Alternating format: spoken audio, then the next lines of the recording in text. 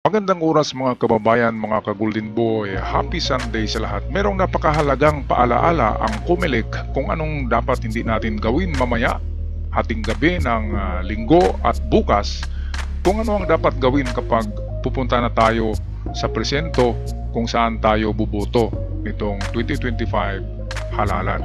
Alright, narito ang ulat, courtesy sa atin ng UNTV. Mahigit 68.4 milyong Pilipino sa bansa ang kwalipikadong bumoto sa araw ng halalan sa Lunes, May 12.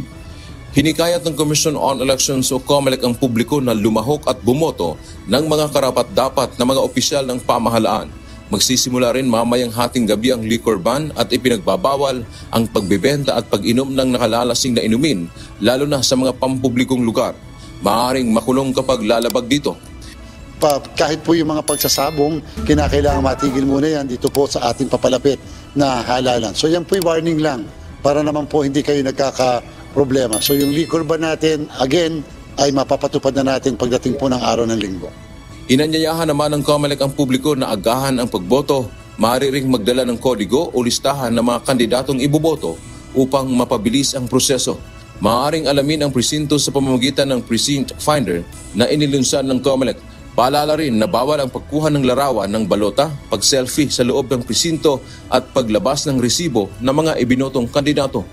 Wag na wag po tayong mag-picture ng katabi natin ng mga botanteng bumoboto. Baka hindi po nila gusto yun, madimanda pa kayo. Malagay ang pangalan nyo sa ating pong mga minutes. Wag pong pipicturean yung screen.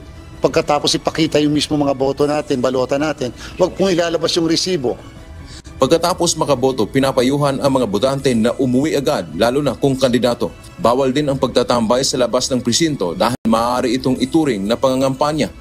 Yung mga kandidato, again, ang babalaan natin pagkatapos bumoto, bago bumoto, wag na lang pong ikot ng ikot sa polling place kasi baka ma-consider pa yan na pangangampanya. Dapat po dire-diretso na lang sa pagboto, dire-diretso na rin tayo sa ating pong pag-uwi. Samantala hanggang mamayang gabi na lamang o bago maghating gabi, pinapayagan ang pangangampanya. Pagpatak ng alas 12 ng hating gabi ay bawal na ang pangangampanya o tapos na ang campaign period para sa 2025 midterm elections. Payo ng COMELEC sa kandidato, alisin na ang mga nakakabit ng mga tarpaulin o campaign posters sa pagtatapos ng kampanya dahil maaring maging dahilan ito ng diskwalifikasyon kung may magreklamo. Andito na po tayo sa huling yugto eh. Ano na lang po tayo, medyo pahipahinga. Ano pa po naman ang mga bagay na gagawin nyo na hindi nyo nagawa sa 45 araw? Sa katotohanan nga, simula pa noong October, ang madami sa inyo ay umiikot na at nangangampanya na.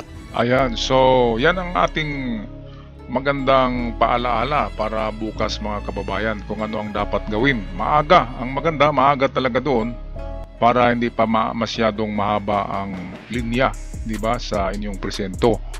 At wag magtagal pagkatapos bumoto, umuwi na kasi hindi natin alam kung anong mga mangyayari, di ba? Kaya kailangan safety tayo. At para sa safety, kapag pag-usapan natin ng safety sa halalan, well, of course, hindi nawawala ang kapulisan. So, narito si General Marbil para sa kaayusan ng halalan bukas. 100% na po kami. 100% na po kami kompleto po. Andito lang po, we are just showing you how prepared we are. But 100% na po kami, we are prepared for the election. Kaya nga, yung last time, yung ano po namin is we're helping COMELEC transport po yung ACM nila. From 5, ano po, kasi ang hindi pa yung tinutulungan namin yung COMELEC, transportation po ng mga gamit nila. Tapos right now, we have to protect po yung mga ACM nila. Yun po yung trabaho po ng pulis ngayon. So 100% po kami, nandito po yung mga tao namin sa ground. Kasi dito, pag kami violence, we put accountability to the people on the ground. Hindi po talaga, we'll make sure these people will be accountable. Yung mga commanders namin, bakit may nagkakaroon ng violence when in fact, andun naman sila sa ground. We want to make our people, especially mga police natin, political and neutral. Yun po yung gusto natin. Wala po tayong namomonitor na threat. Ang sinasabi ko, lahat po ng mga police will help in this election. Ang goal po natin, zero violence. We have a goal that we need na zero violence. We want to make sure that this midterm election will be, again, honest, orderly, and peaceful po. Yun po yung goal natin. We have a goal. May nahabol po kaming natin na talagang people can vote freely. When you go to the election site, you're free, and you come back, you are safe. Yan ang tama. Safety. Pagpunta doon, safe. Pag-uwi ay safe pa rin.